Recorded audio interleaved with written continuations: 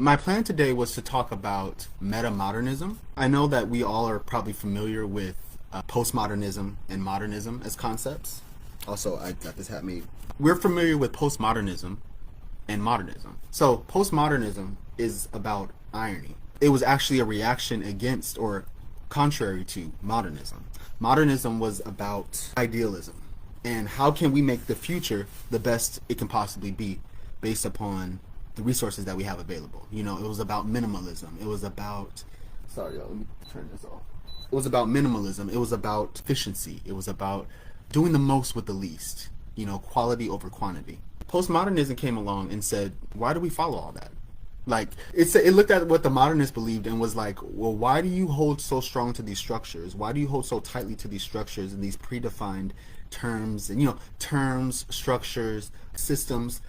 Not really a big fan. Postmodernists are not a big fan of those concepts because they don't see why the assumptions that are made for those constructs to exist, like why they were ever valid. They don't understand like where's the evidence to support that there was ever a reason to believe that X is X and Y is Y, right? So they question like meaning. They question it's about irony, but it's not just about irony. It's more about the basis of irony, and irony is about questioning the way that a belief or the way that something is being expressed or the way that somebody's expressing themselves, and doing so in a way where you're making a valid criticism without it feeling like it's like a pure critique. That's what irony gets at, and that's what postmodernists are about. Metamodernism, which is what I'm here to talk about today. Sorry, y'all. There we go. Metamodernism, which is what I'm here to talk about today, is all about blending the two. Metamodernism is about recognizing that in this life, we have to balance conflicting concepts. We have to balance being sincere, being idealistic and optimistic about the future, like the modernists were. We also have to balance being, you know, aware of the subversion that may be happening, you know, of the ironies that may be taking place, that, you know, everything is not what it seems, and that the pre-existing structures or the routines that we've become accustomed to in whatever ways that means, that those aren't the only ways of doing things. Those aren't the only ways of believing. Those aren't the only constructs, and those aren't the most effective constructs. That's what postmodernism was about. Metamodernism, for me, is so much about finding the blending of the two. That's at least how I've understood it. And I've only come to understand this philosophy within the past couple weeks. I was not even aware of a metamodernism before a couple weeks ago when I was exploring neoliberalism and what that meant. And just, you know, I'm a big Latin fan, so I like to see when words that I'm unfamiliar with are combinations of prefixes and suffixes that I'm already familiar with, because I'm a big etymology nerd. So when I found out about neoliberalism, it just kind of led me to looking at a bunch of different abstract philosophies, and that's where I stumbled upon metamodernism, and I was like, this is really persuasive. Outside of metamodernism, in looking at what comes after postmodernism, which is kind of what I've been interested in, just on my own, just you know, just on some nerd shit, you know, what I had found was called neomodernism, and that's the primary philosophy that I'd ever heard of coming after postmodernism.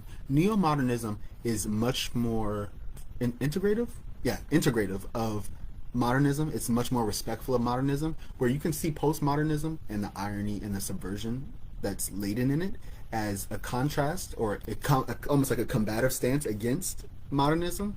Neo-modernism, it takes a completely respectful stance. It actually is a critique against postmodernism. So neo-modernism is a critique against postmodernism in that it thinks that postmodernism went too far in rejecting the ideals of modernism and the structures of modernism and what it has meaningfully contributed to our society and what it still contributes to our society today. But metamodernism is a much more balanced, to me, this is how I perceive it. It's a much more balanced, equitable view of how the world can move forward and how the world has moved forward from both the ideals of modernism of the early, 19th century, or the early 20th century and the early 1900s, to postmodernism, which took over around the late 50s and in the early 60s. Today, where we are in a metamodernist society, where we are confronting mimetic humor or meme humor and ironic humor of Gen Z, my generation. I'm considered an older Gen Z member because I was born at the very beginning. I could even consider it the telltale end of the millennial generation, but I don't really identify. with much of the millennial like ideal and stuff like that. I grew up with them. I grew up with younger millennials, but I don't really relate to them too heavily because of our sense of humor, because of our philosophies, and because of what we as a cohort generally philosophize about and think is important. I identify with Gen Z with that, and we are the kings and queens and others of mimetic humor and ironic humor. We essentially were the postmodern generation, following behind the almost neo-modernist, I feel like, approach that millennials took. So metamodernism is, to me, is damn near Gen Alpha in creation. It's, I mean, Skibbity. I know you guys have probably heard of Skibbity toilet, that whole phrasing and everything.